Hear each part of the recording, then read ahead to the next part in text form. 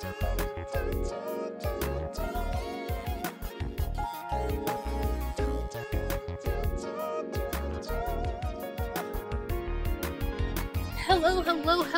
and welcome to another episode of Character Reveal, aka Geekly Reveal, where we bring you geekly news on a weekly basis when we don't have a guest.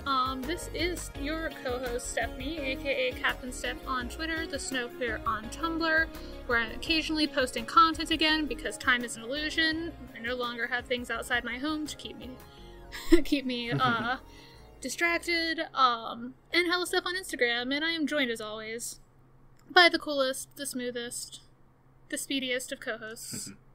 Would you like to tell people who you are? It's me, yeah. Dom, aka Brother Dom all over the internet, and I am just hanging out with Steph today on Geekly Reveal, the character reveal, and I'm doing alright. We're keeping it together, champs. That's what we're trying to do, keeping our heads about us, keeping our noses to whatever grind we choose or need to, and just pumping out that content. That's pumping out content, right? That's what we're here for. How you doing today, Steph? How's things treating you? Things treating me not too bad. I made it outside today. The one thing that's definitely keeping me at least going for a walk every day is Pokemon Go. It's as has been pointed out on Twitter, it is the exact opposite of the Pokemon Go summer. Yeah. Right now, but at least it's still keeping me getting at least 5 or 10 minutes of vitamin D and some fresh air every day, so.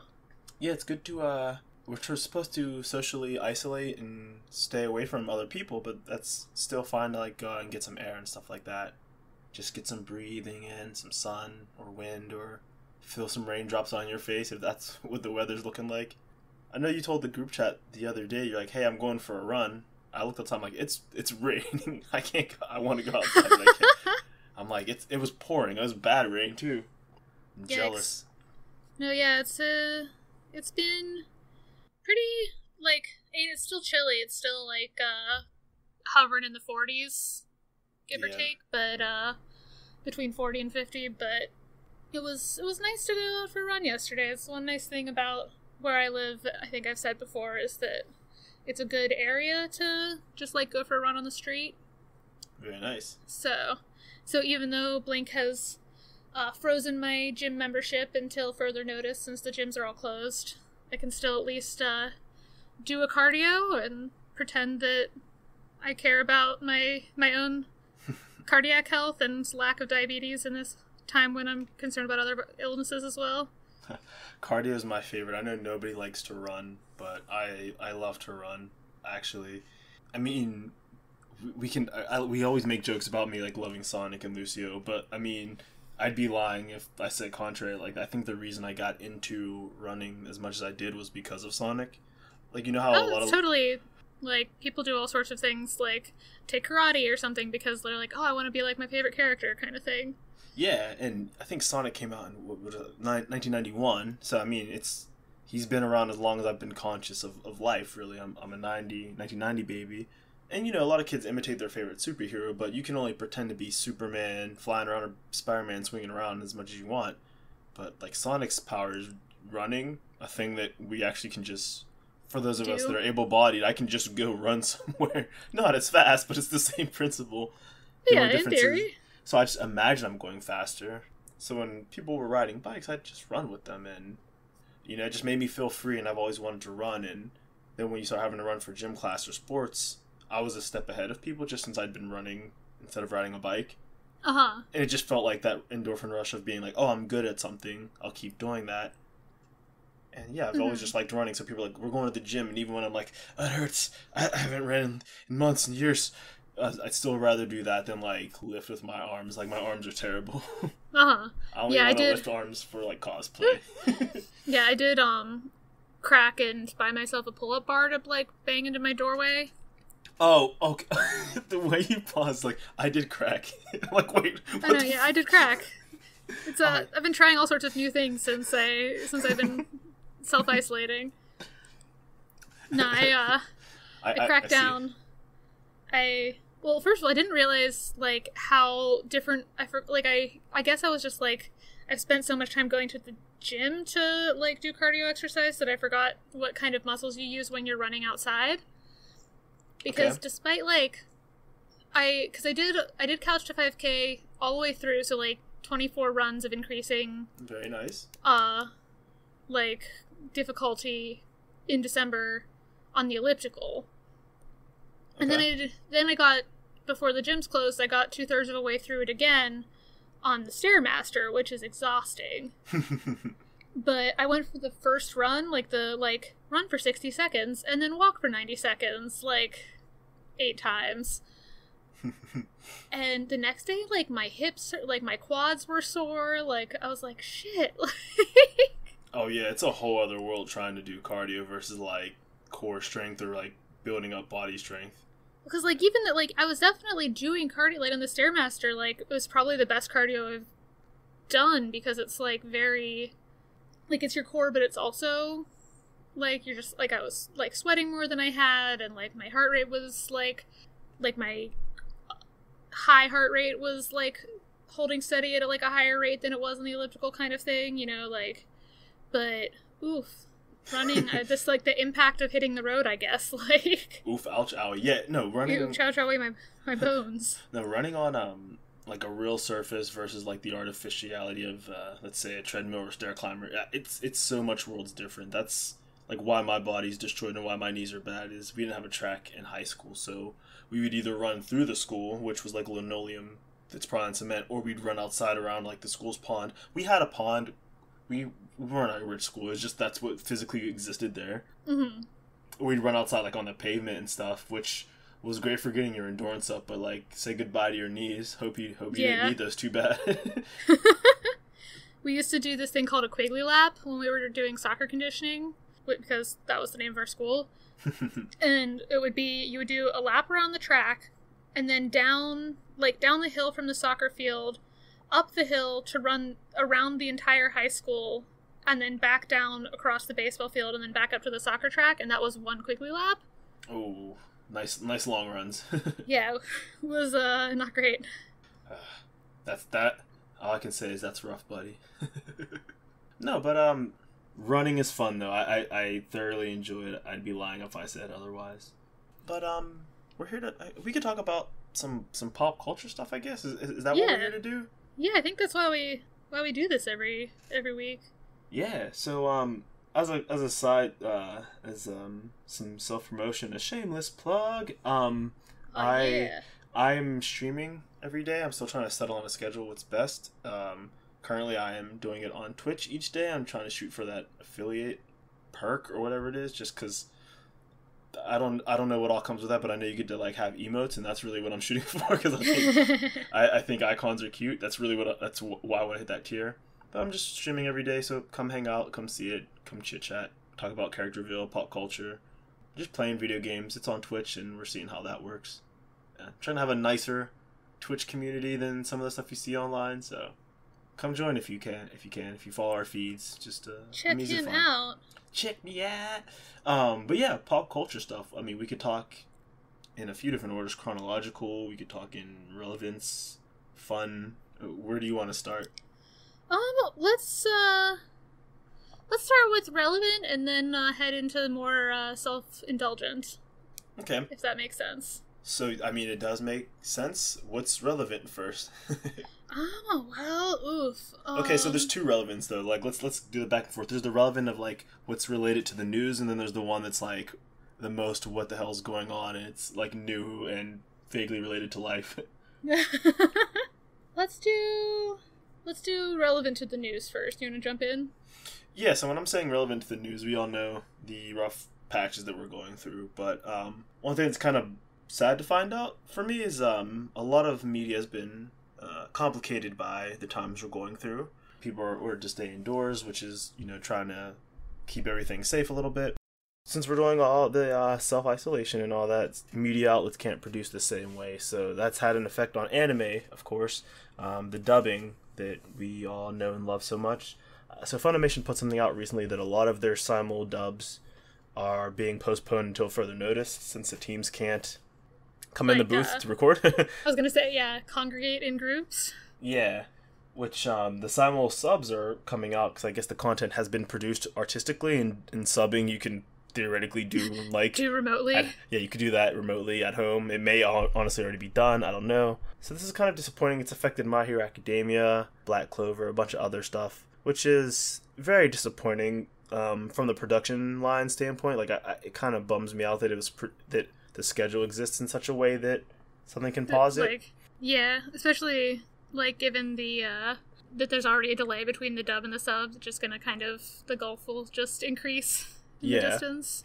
So that really sucks. I mean, I'm not sad for the creators and the artists who work so hard on this having to stay healthy. I'm glad they are.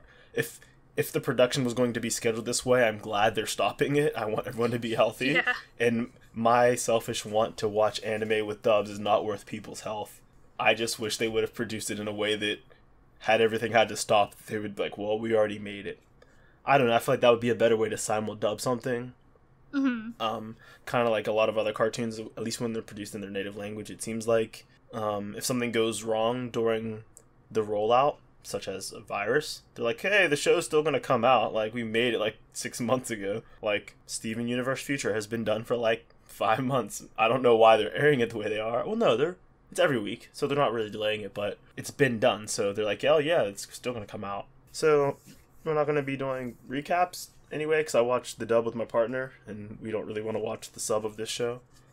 Mm-hmm. Just since there's like a lot of action, and I can read pretty fast when it comes to like subtitles and stuff, and I'm not like a baby about it. Like, I've watched things subbed before, but for something like this, I'd prefer to watch a dub. I mean, I like the dub. I like the voice acting in this one. Mm-hmm. And I don't want to, like, it's going to be hard to switch to the sub now. Like, it would be hard to switch to a dub if you weren't watching it from the beginning. Yeah. No, yeah, it's weird to hear like, I only ended up starting watching the dub the sub because the dub fell behind. Yeah. So it is a little bit weird. It's actually not as weird with MHA because they're fairly similar in sound, I guess. Like, the voices, like Japanese voices and the American voices, the English voices aren't as, like, tonally different. Yeah. Although, like, there's definitely something to be said for, like you said, like, All Might, and that, like, it's a little bit of extra, like, there's something different. Yeah. I mean, since any language that you're not super familiar with, it's hard to differentiate, like, accents and voices and that kind of thing. Mm-hmm. Just because I'm not familiar with it. I don't listen to a lot of things that are in Japanese, and the things that I do are normally, like, overdone. Like, I watched Kill la Kill and Panty and Stocking in Japanese first with the subs. And those aren't shows where they're, like, doing subdued performance. Like, people are screaming and making up weird voices. Yeah. So I'm like, oh, yes, I know that that's Garter Belt and not Stocking. They have much different voices. I could tell that that's Corset coming over. Gamagori, I can hear him from a mile away. But those shows were, like, I'm not going to say they were, like, the easiest shows to watch with a sub, especially with Kill la Kill, where they're like, okay, here's the subtitles for what they're saying. Here are subtitles that are physically on the screen that are in Japanese, but that look cool. And here's, like, what they actually say. So you have to read the top and the bottom of the screen, while the animation, pervy, but, like, beautifully done. Like, there's a lot of, like, slashing and cool stuff. I'm like, I have two eyes that can't go in opposite directions as it is, but there's, like, 3 or 4 things that the screen wants me to look at. So there's a lot of rewinding and watching, which is, you know, that was the last time I was unemployed. It was, like, right out of college. So I had the time. But I don't want to, like, watch an anime that's 22 minutes for, like, 40 minutes just to catch everything. And I'm the kind of detail person, like, when I read a comic, it takes me a long time because I'm like, ooh, look at that little detail on the back. Like, ooh, look at that character. They look cool. I've never seen them before. Mm-hmm. And I really absorb it, so. But for something like live action, I'm not the kind of person who's like, oh, subs are terrible. Like, I can't imagine wanting to watch something like, let's say, Parasite dubbed. Like, I would never want to. I can read that. It's fine. Like, people aren't flying around doing all kinds of wild stuff, so I'm disappointed, and that kind of puts me off from wanting to watch dubs in the future, just because, like, if this is something that could happen. But I don't know. I'm glad that people are taking precautions, though. Again, that's the most important thing, so yeah, I'll get to it. We'll get there. But it's like, why not just read the manga at this point? Like, that's the real move, honestly. I still haven't dropped that $2 a month for that Shonen Jump subscription. I don't know what's holding me back, honestly. I don't know. Just laziness. Other subscriptions feeling like you'll be throwing $2 away, like, because you know it's a great deal. but if you don't use it, you are just throwing it away for no reason. Yeah. So, I don't know. Lots of subscription services out there, though. I'm subscribed to like 5 things at this point that have all been worth it. Google Play I have instead of like Spotify or Apple Music, which is pretty good. Spotify and Apple Music tend to have like a little bit more stuff, but Google Play comes with YouTube Premium, which is like, oh, what do I want to watch the YouTube Premium shows from? Like, you fool, it's for the no ads. That's yeah, it's for the no ads. It's for the being able to download the videos. It's for the... It's for literally everything but the content that YouTube produces. But yeah, no one gives a shit about the YouTube content. But there are a couple shows, like the guy from Michael from Vsauce here. They did a show called Mindfield, and there's some interesting stuff on there. I watched a few of those episodes, and like, glad that I had YouTube Premium, but that wouldn't have sold me on it. That wouldn't have been the reason you got it, kind of thing. Yeah, I didn't even know I was getting it till like, oh hey, that's a nice perk. I just wanted the music for streaming. So, any thoughts on this stuff? Well, I'm trying to think. I feel like the only things that I actively pay to subscribe to are like Disney Plus and Slipshine, so like the two ends of the content spectrum. Because all of the other like streaming services my roommate has the subscription to, because I barely use them. I have Netflix that I share with my partner. My parents have Disney Plus because they have the Verizon Unlimited, so that's for free. Google Play and YouTube is together, and then I guess like a Humble Bundle thing, which gives me games every month. That's nice. I was grandfathered in to like what they have now, which is a better deal, and I'm like, do I want to keep spending this? It's benefiting me. I can use it for my side hustle and stuff like this. So I don't know, but not a lot. And then like a Slipshine thing, like a company account, I can call it. Company account. And then I guess Simplecast, the ultimate subscription service. Oh yeah, the main subscription. Paying to use. Gotta bring you that content. Gotta bring the content. Did you see that Comixology is doing like, they extended their free trial? Oh no, I didn't. It's like 90 days, like 60 days or something. Wow. Yeah, I think because like the Because the Rona? Yeah, that's why they're doing it. I feel like a lot of places have made like dropped paywalls, or like I know that like a lot of movies are coming to streaming earlier. Like some stuff's not even going to open in theaters. Yeah, which is sad for the cinema experience, but cool for content consumption. Yeah, agree. So yeah, Comixology Unlimited, I guess, is an Amazon company now because Amazon buys everything. I mean, it makes sense with Audible, and the fact that Amazon was a book place, actually, this is the one company that, like, yeah, I guess it makes sense that Amazon bought this. But yeah, it's a 60-day free trial and $6 a month after that. So like, dang. 2 months is like, that's a not bad deal. Yeah, there's a lot of comics you can read on any device. Has like guided view, so like lots of cool stuff. Has guided view is really nice. Yeah, it looks cool to watch. The little preview of it. They have like graphic novels and stuff. They have like Thor, Scott Pilgrim, Hellboy, Archie, Civil War, Star Trek, Buffy, Judge Dredd, and Help. Like, that's just the little first thing that they show. So it's like, oh, there's a range of things. You're not gonna just like, oh, hey, it's just the big two. It's kind of everything. So I just want to read Sonic and Rick and Morty. I love what's called licensed stuff. Yeah, I'm trying to figure out, like, I'm wondering if my local comic store is doing something along the lines of, like, I know, like, some, like, indie bookstores are doing, where, like, the store itself isn't open for foot traffic shopping, but if you order something online, they'll, like, either deliver it to you, or, like, do, like, curbside drop-off, or, like, something like that, because I haven't picked up my comics in a while. And at this rate, it doesn't look like I'll be picking up my comics for a while. Yeah. I think that'd be cool if places are doing that. I saw a message just going around Facebook, because that's a thing right now. And my high school's delivering food to... They have food for each student. I don't think everyone's going to take that necessarily. But they're good. Delivering breakfast and lunch for every student. That's awesome. And it's especially feasible with a school as small as ours. I mean, I graduated in a class of like 101. And the classes have been getting smaller, and there's only like 6 major communities. So I mean, they're just delivering it to like the local fire halls and stuff like that, and people can pick it up. My high school in the meanwhile is sending out donor ask emails. The minimum amount in the email, it was like for 2 Quigley alums was like for people Like, if you donate $400,000, it'll sponsor 4 students for their entire time at Quigley. And then the minimum amount was $5,000 to sponsor them for 1 semester. And I was like, I could live comfortably in New York City for almost 10 years and pay off my student loans on $400,000. $400,000, that's so much. Like, also read the entire room. Yeah, like, well, that's a weird time to ask. I'm just happy my school's doing that. Like I said, if you're a public school, which we were, you were authorized to have this food, so you may as well do something with it. It's going to go out of style, you know. But yeah, that's kind of where we're at with the updates. Let's jump into some other stuff, because I mean we don't have a lot of topics, but we have a lot to talk about in each of the topics. Yeah. So I guess before we just dive into the deep end, you recently saw the Steven Universe movie.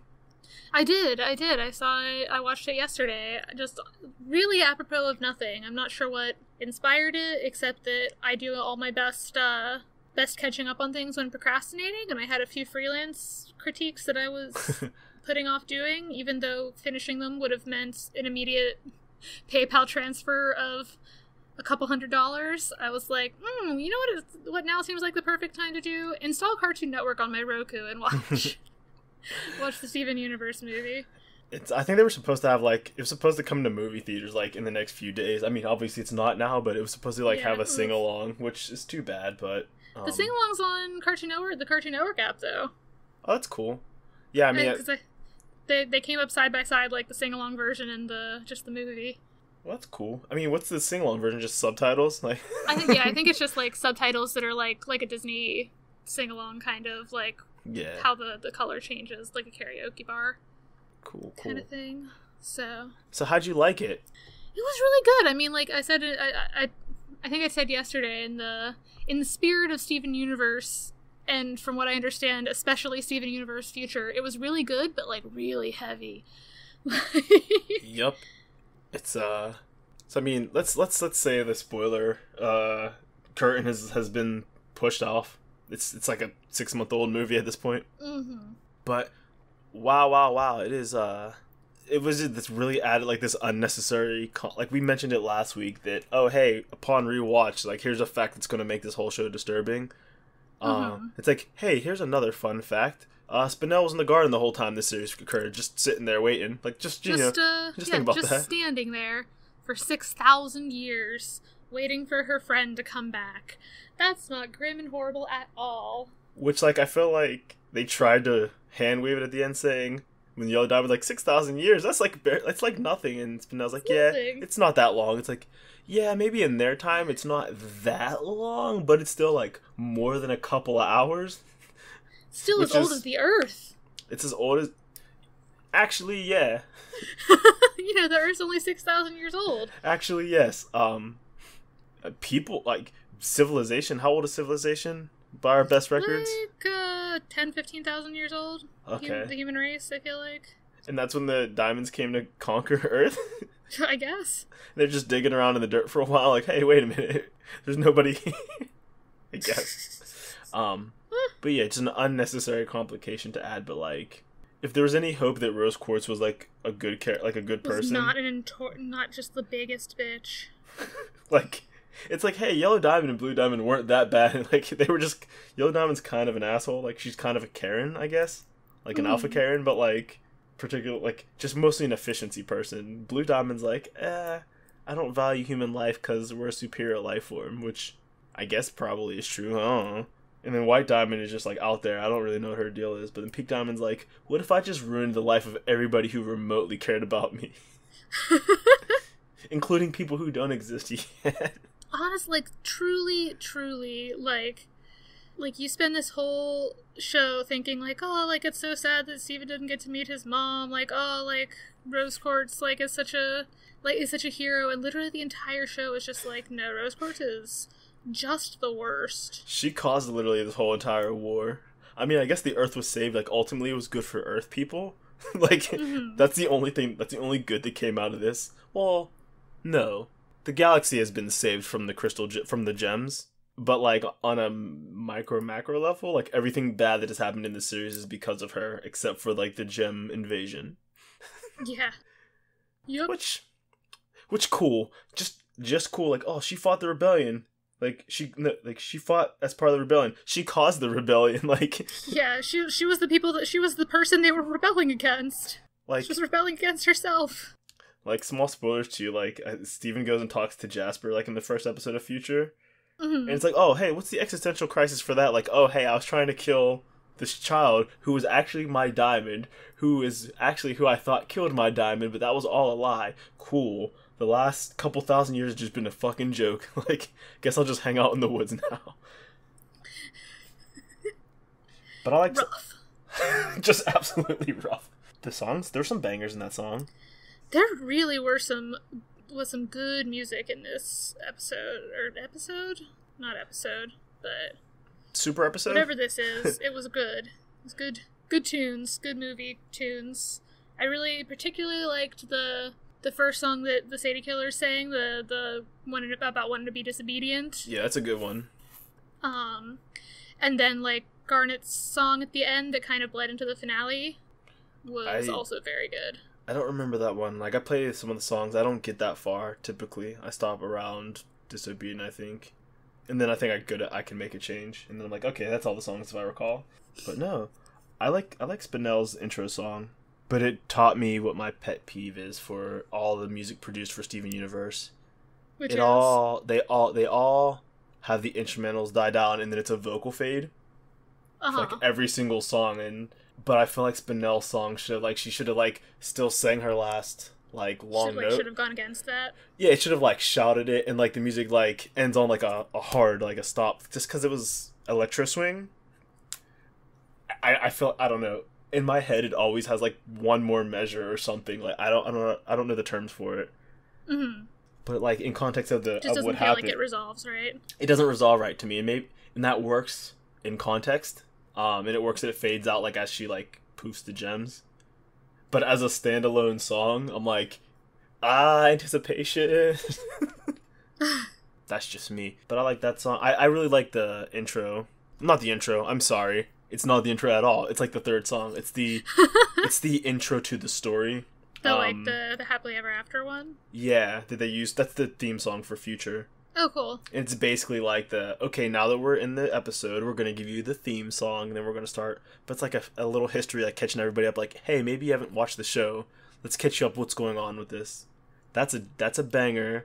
And then it has a reprise so soon with Bismuth doing the remix of We Are the Crystal Gems, and that's fucking banger. Just straight banger. Nice. At least to me. I love that one. Yeah. She's like, oh, yeah, because we're the Crystal Gems. Like, yeah, you're right, Bismuth. Tell him. Like, we've almost died so many times, and you're like, oh, they lost their memory. Like, Steven, get together. Get this. Oh, yeah, that was another really good one, that, like, kind of, like, rocky kind of version, no pun intended, of the Crystal Gems song that Bismuth sings when he, like, shows up with, like, all of the, like, not brainwashed, but, like, brainwiped people the first time. Yeah. Well, that's what I love, is that Steven Universe has done it the whole time, basically, but it's, how to put it, they do the thing where each crystal gem has like sort of a motif about them, and like Pearl has like your pianos, Amethyst has like your drums and bass, or like electronic drums. I think Steven has chiptune pretty frequently. Garnet has the fusion kind of music, but Bismuth is like industrial, kind like that's what that genre is, which makes sense because she's like a builder rock. Yeah. So, like, that's why she gets that, like, great rock. But, like, even the little... They change it just a little bit for, like the line where Peridot talks and Lapis talks. And the instrumental does change for those little parts. Like, briefly. I'm like, oh, it's so good. That's probably my favorite thing about this show as a whole, is that everybody has, like, a theme motif. Mm-hmm. Chef kiss. Oh, so good. Any other thoughts on this?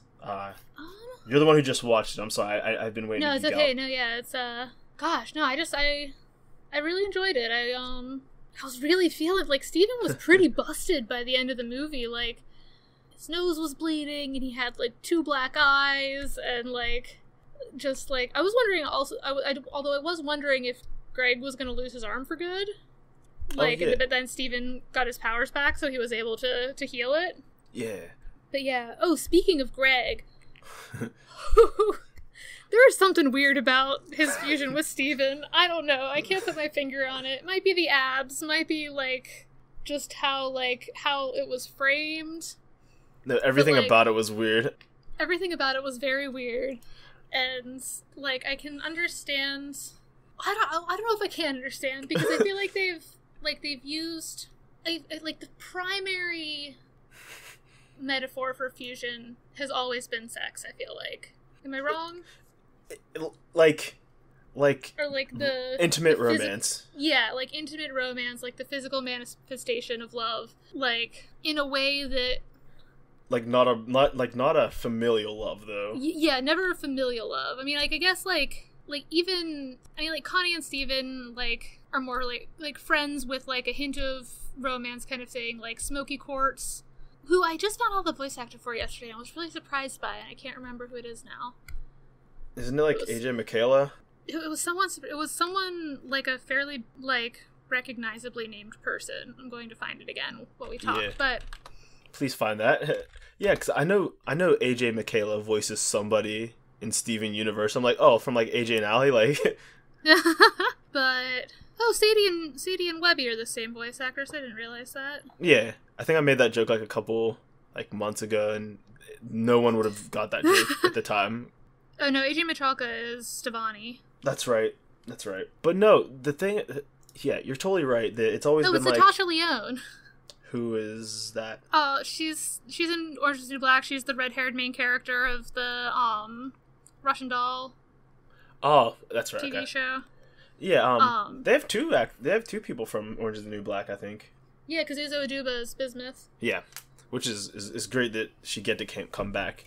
Yeah, I agree. But no, it's always been like sort of. So I think Smoky Quartz was the first time where fusion seemed kind of just like there was more to it than just like romance hints to it. Because even with the Lapis Jasper, it was kind of like light trauma. Like I don't know what exactly they were, but it was kind of like we're both doing this, but like we're not really like up for it, kind of thing.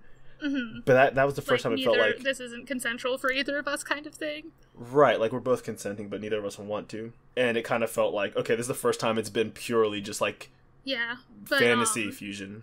But yeah, anyway, like I don't feel like we've ever seen like a purely familial. We couldn't have. This is the first, as opposed to a friend. Like I guess like like Amethyst is one of Steven's moms, but she's like the most like the most like friend, like on his level, like older sister kind of more than. I don't know. There was just something very weird about. I think not even the idea of them fusing, but how kind of not like sexualized isn't the right word, but like almost how sexualized the fusion person was portrayed as being, if that tracks. So I think you're right that the character just seemed kind of sexualized. I think that might just be what we're putting onto it because they have abs, and like just like very very. These are things that are typically signified, and I don't think they necessarily are. Yeah, and I think part of it, like I think part of the challenge of it was that like they were trying to break Pearl's brainwashing, and the thing that had made Pearl drop her loyalties in the past was the love of her life. Right. In a very clearly romantic situation. Yeah, and so but the thing that broke it for her now was like, oh, the person I love is with somebody else. Like that's what did it last time, and that's kind of what happened this time.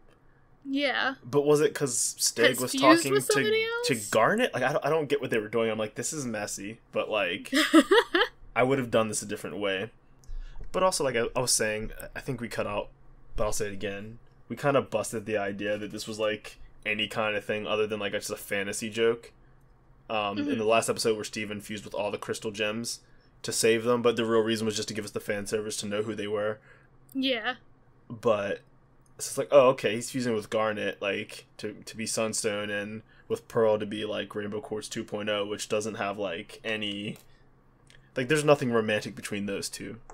Like, for sure. Also with Garnet, who is a couple, so it's like, okay, this is just, like, utility at this point.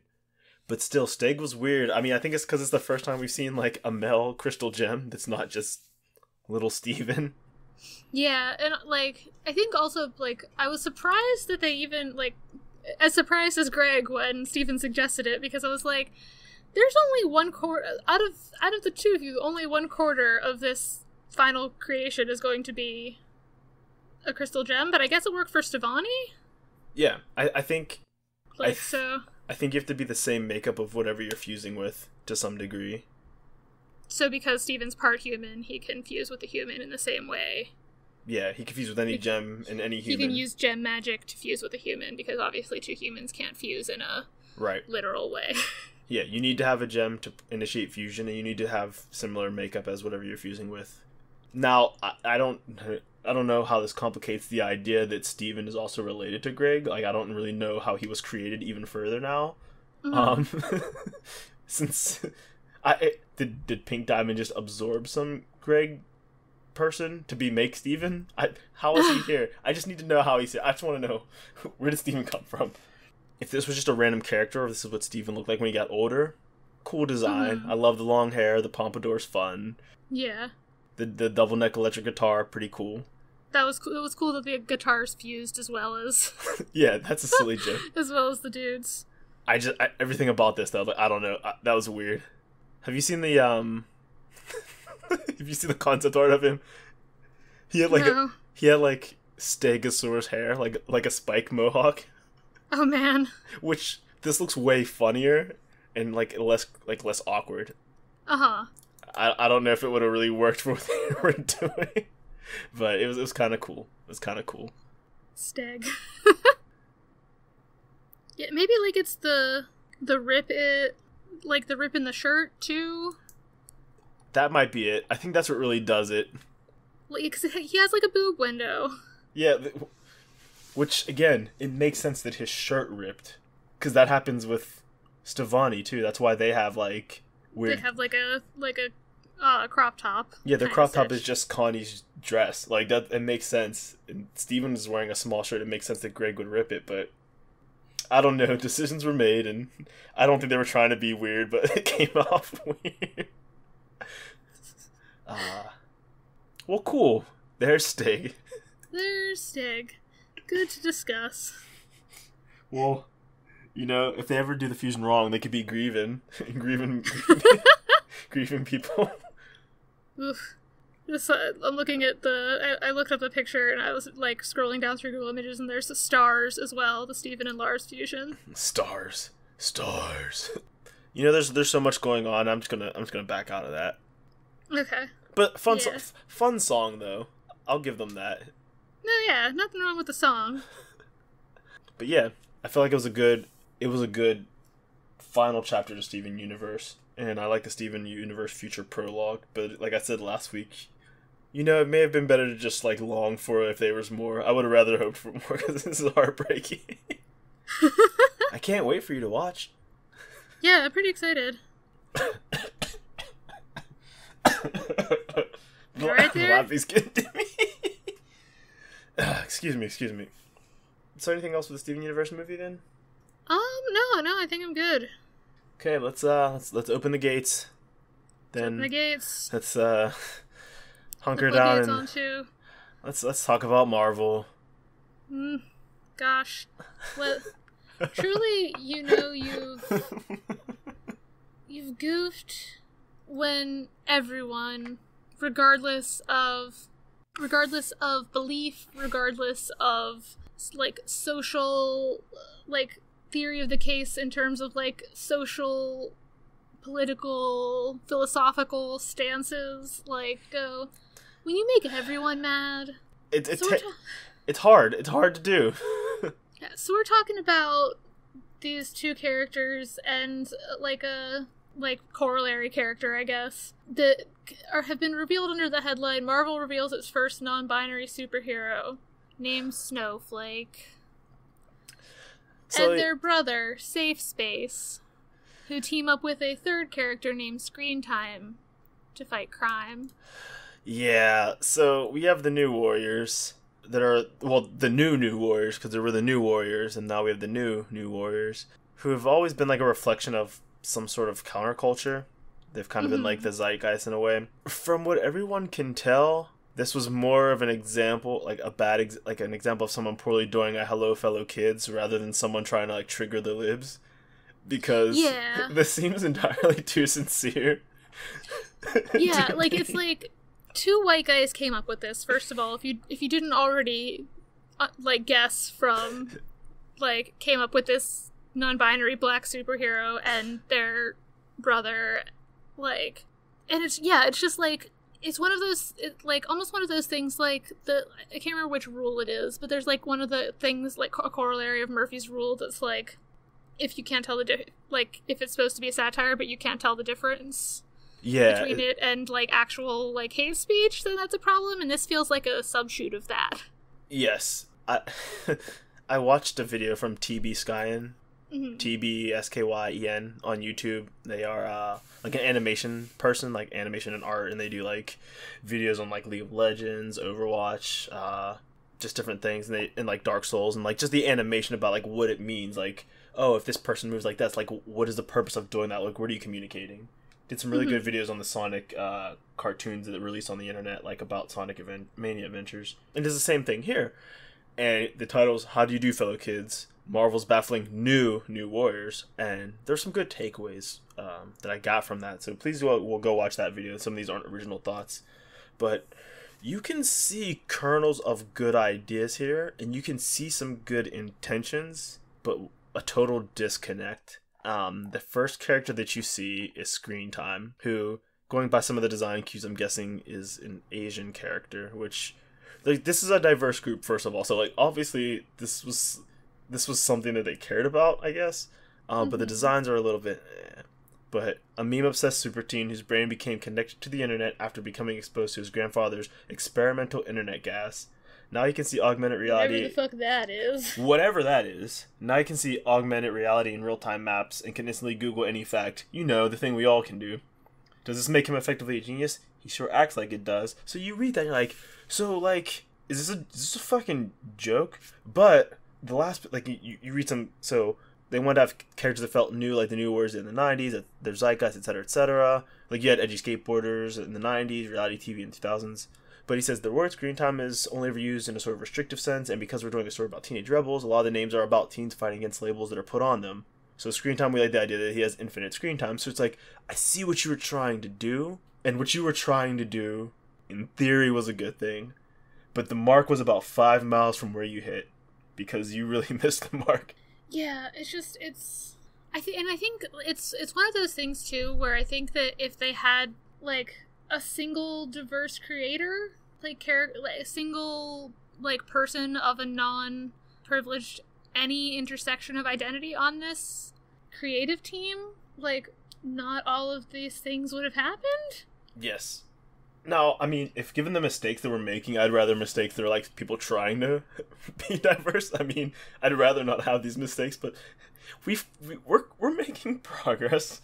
But no, they should have had some consults on this. 'Cause like, as a person who also does like IP creation, like you can, it truly feels like this is the logical end result of How Do You Do, Fellow Kids, like attempting to create like a woke, accessible superhero team for like a modern audience. Yeah. But like, and failing miserably, just like so like, 'cause like, I mean, this doesn't have any of the... And, like, you know what? I'm gonna even take it back, because I don't think you need to necessarily even be a, like, non-cis straight white, like, abled man to make a good comic about diverse teens, because the guys who wrote, like, Kieran Gillen and Jamie McKelvey, who did, whatchamacall, Wicked and the Divine, and the Young Avengers... The latest Young Avengers series are two straight men. Like, Marvel has the people to do this. Yeah, like there was a team, the Champions. There was a team that was like Miles and Miss Marvel, and like Amadeus Cho is like is the Hulk, and like a couple other characters that was, I think, Nova, that was like all diverse characters that like made sense to be a team, or like the Hawkeye, the latest run of, like, Kate Bishop Hawkeye had, like, a fun, diverse team of, like, different characters, like, and none of them felt like this. Like... Yeah, it's... the thing that is weird about it is, like, I read the descriptions, and there was clearly thought put in. I think that's the saving grace, how you know this wasn't, like, done in spite. Because there's a couple clever things in here. For instance, like Snowflake's powers are throwing, like, snowflake-shaped shuriken projectiles. Which, assuming since they are cryokinetic, you would think they could do more than that. So they're just doing a gimmick, which that makes sense for, like, Gen Zers and millennials. I'll give them that. We do love a good gimmick. But but Safe Space, his whole thing is he makes pink force fields, but he can't inhabit them himself. Reflex only works for protecting others, which is an interesting power to say, I can't shield myself, but I can shield others. That's interesting. That is an interesting power to have. Why'd you name them Safe Space? Like, it would have took a more skillful hand to write this. Yeah. But they're talking about, like, hey, they're trying to, like, reclaim these labels, which is something that I'm sure some people will try to do, but it's not working here. Yeah, it just doesn't feel like the space of even especially the creators who are doing it, like, who, like, have probably never needed a safe space in their lives, kind of thing. Like, possibly. I will, based on the fact that they wrote this, I can make that guess. I don't want to assume, just in case. I don't know everyone's background, but it seems possible, because it seems a little tone deaf. It might just be that they're a little old. Because I'm pretty sure, let me go into incognito mode, because I don't want to give this person, like, ad revenue.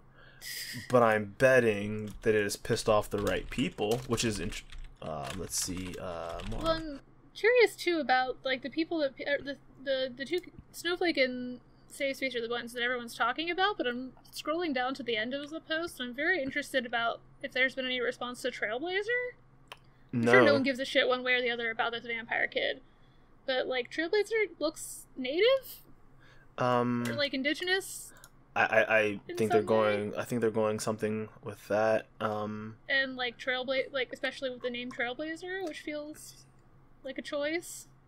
It's a choice. I think it's interesting that they don't give anyone's street names.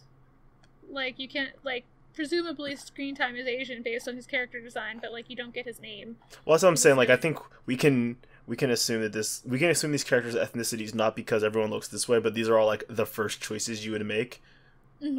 Yeah. But, like, they just... but then you see other stuff like, oh, hey, they put, like, a plus-size character in here. Like, they don't mention it. It doesn't seem to, like, have anything to do with her power. It's just is there. And you're like, oh, hey, I mean, her power's kind of whack, but that's fine if a person has a whack power. That just happens. Which is kind of... It's weird, too, though, because, like, on the flip side, like, she is the one character who's, like, a civilian who gets pulled to him because she has, like, a magic item. Yeah, I mean, I guess that's to, like, being a superhero who's, like, plus size. I mean, so that's an interesting take. I don't know. That's a good point. And then, yeah, like you said, there's this vampire kid who's just edgy, which is like, oh, okay. His name is literally B negative, which is just, like, the most, like... I don't know if I like that or just, like, I don't hate that. I don't like it. Yeah, like, that's the only part of this that I'm just like, oh... Well, I mean, if you read the description, you're like, oh my gosh, it's these are all, like, the first choices, you know what I mean? But I'll say, like, yeah, I'm looking, and, you know, the people who make livings off of Brie Larson, I think they're upset about some of this stuff too, which is, you know, I think nobody likes this, like you said, but I think the fact that this poor attempt at saying hello, fellow kids, is people saying, oh, see, everyone's trying to be so woke. It's like, but woke people don't want this. It's like, this is bad, and yet it's still doing some of what it needs to do. Like, yeah, like, it's pissing off the right people in terms of, like, I don't want diversity in my comics, but it's also pissing off the wrong people who do want diversity in their comics. And that's where like the two, like, sides of the wire just aren't connecting. Yeah, and that's kind of weird. Now, I mean, but I think it's good to see that there is a bad way to do this, and quote-unquote SJWs won't just eat everything up because we're being pandered to. Like, we're clearly being pandered to here. We're like, oh, nah, very much so. Nah, fam. This ain't it, chief. Now, how about the character designs, though? This on a purely aesthetic basis. On a purely aesthetic basis, like, they're pretty cool character designs. Like I kind of like screen time. Like, I don't like the whole head thing, but like I like his jacket. Like, he looks like he just jumped right out of Overwatch. The like Geordie visor. Yeah, I don't love it, but I don't like Geordie's vibe. I mean, I like it on Geordie. Yeah. He gets a pass. He gets a pass. I mean, like, I like Snowflake and Safe Space, like, kind of like roller derby looking, like Converse looking boots. The boots are sick. They're like, those are cool. Like, the rest of it's, yeah, it's a little roller derby looking. Like, it's a little, like you said, like, very much like the first thing they thought of was like, let's make the non-binary one blue and the boy pink. Like, yeah, the boy's like real kind of like feminine coded. What does it say? He's like a big burly sort of stereotypical jock. Like, that's his character. Yeah. So it's, oh wow, he's the one who's a protector. Wow, like, yeah, he's wearing pink. What wild. Also, like, I mean, I'm not gonna be out here being shocked in any major way about this particular thing, but neither of their hair looks like particularly like black hair at that shortness. I think that's just like maybe they're not black. I don't know. I just assumed they were. They're being billed as like the first black non-binary superhero. Maybe they are. I mean, so this. I mean, I know people with that hair texture that are black. It's possible.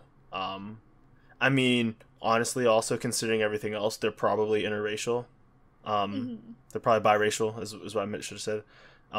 Because of, hey, I mean, they're a Snowflake and they're in a safe space. They'd be, I don't know. It just feels like another box that you would check on purpose because you're pandering rather than legitimate diversity. And if I look at the picture at the very top, their hair looks a little, again, this could be their hair. I can make my hair look like that if I wanted, if I put a relaxer in it. I don't know. It might just be like a design choice. I don't know. Also, there's like the cover art at the very top of the page. Like, Snowflake has like fairly obvious like boob line, and then in the direct on character design, like they're clearly wearing like a binder or something. I don't know what happens between character design and particularly like the use of it. Like, I say Trailblazer looks like a little bit. I don't mean this in a derogatory way, but like a little bit like has some more like chunk to her. Like they actually like went like, hey, this character is plus size. That's fine. So we'll put that in the art. I think there's the sketch art at the bottom, and then B negative just looks in my opinion, completely different. Like that's a whole different ass person. Yeah. I mean, I think it's just artistic style. Maybe they're on model, off model. Who knows? It's weird, Steph. Yeah, everything about this is weird. I mean, like, I'm glad they tried. If I'd prefer this goes someone back to like our conversation last Geekly about like baby steps and like how they might mean something to someone, but yeah, like they're really baby steps. Oh, well, no, this person should have took baby steps. They just jumped, but they jumped the wrong way. It's like someone jumped across, like they cleared the whole, like tried to jump over like a pool and they cleared it, but they like slipped on the end and fell back into the water. It's like, well, this is further than we were, but like you probably could do this better. It's just like if given the choice between someone doing this to appeal to people versus doing this to offend people, I'd prefer it beyond like I'm trying to appeal.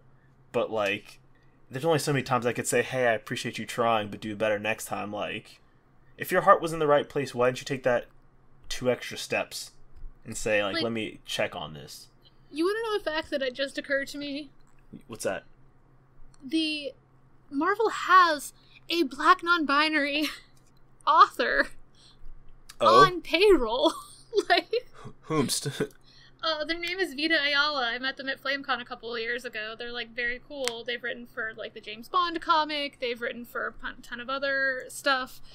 But, like, one of the things they've written for is Marvel Comics. And so, like, they literally have someone who's, like, they're Afro-Latinx, I guess? So, like, yeah, they have someone right there. You could have just asked, like, this is somebody who's on the payroll, and of course their Twitter is private right now, which is probably for the best. I wish them well, because they're probably catching bullshit or having to answer more questions than they're getting paid to do. Yeah.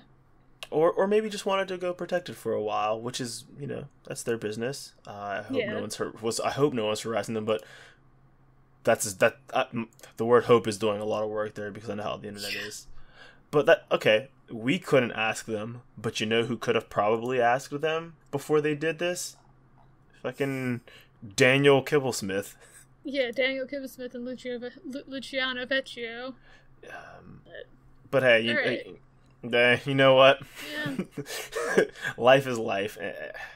But anyway, right now, for some reason, Thor 2 and Iron Man 3 are trending on Twitter, I see, as I click over to look at Vita's Twitter. That's something. I mean, let's look. Why could anyone be possibly watching? People, I don't know. I see. Here's 3 tweets in a row. One thing I like about Thor 2, Chris Evans and Tom Hiddleston as Loki parodying Captain America. Cool. Someone with like a SpongeBob, he's tired of looking at Squidward meme, his eyes are bloodshot. We're in the middle of a pandemic and people are reviving the Thor 2 discourse. Yeah, I agree. And then there are still people who think Captain Marvel is the worst MCU movie. Thor 2 and Incredible Hulk are the worst MCU movies, and those movies are just okay at best. Okay, that's nice, but I don't know why it's trending. Oh, because I guess the tweet went viral-ish. No, yeah, it has 1,000 likes of people saying MCU's worst movie is Captain Marvel. Oh, yeah. And then people are like, no, Thor 2 is... That'll be why Iron Man 3 is also trending. What? Why? I thought people liked Iron Man 3. It wasn't great. I mean, in a world where, where the Dark World or whatever existed and Age of Ultron existed, a movie which I defend to a degree, how do you say that Captain Marvel's... I haven't seen Captain Marvel, but at worst, it's boring. I can't imagine it being bad.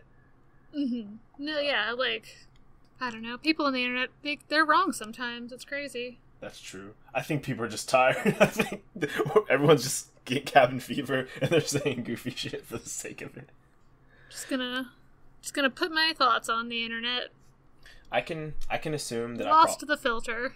Yeah, I can assume that I probably wouldn't like Captain Marvel because I didn't really like Captain America that much, and I don't think I'd like Wonder Woman, not because of the character, but just because of the kind of movies that I like.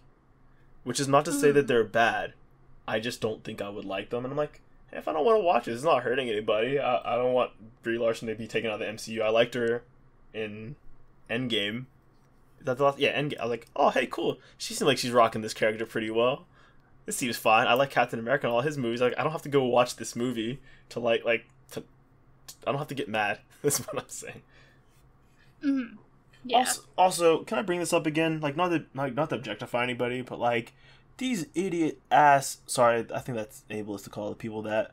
But these misogynist ass dickheads are like, Brie Larson's not even attractive. Women don't have to be attractive. That's not a requirement. Don't be a sexist. But also, but don't be wrong also. Yeah, also don't be wrong on the... you came on Al Gore's internet to be that wrong? Come on, man. You might dislike her for, your sexist reasons, but don't sit there and be like, Brie Larson's not even attractive. My guy, are we doing this right now? We just lying on Beyonce and Al Gore's internet? Not Truly. Today, Chief. Also, I think Captain Marvel was in some Marvel vs. Capcom games, but I can't remember because I only played Zero. I think she is too. I know she's in the new one that no one liked, but that wasn't because of her, just because the X-Men weren't there, and the game looked kind of ugly. But yeah. Anything else? Is there anything else going on? This episode looks long, but we have to go take out a lot of static and stuff. It's going to be a fun one. No, yeah, I think that's about it. Stay safe, stay in. Send us your favorite video game recs. Send us favorite book recs to get past the time inside. Yeah, I think we might start putting out some other stuff, just some how are we getting by day-to-day stuff. Yeah. Which should be easy and quick to edit, because it shouldn't be that long, and it'll barely need edited. Have you seen any new games or books that you're wanting to get into? Because I know you're becoming a gamer, and you're upping your reading output, which is wild. A little bit of both. Yeah, it's like, cause I just really wasn't reading that much before. I mean... you're like one Cheeto away from being like a hardcore gamer. Good thing you picked up some books.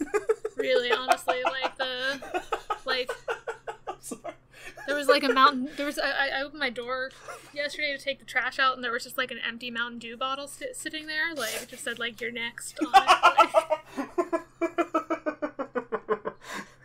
It's like Samara coming out of the TV, but it's like the horse's head in my bed, except it's just a bottle of Mountain Dew Code Red. Like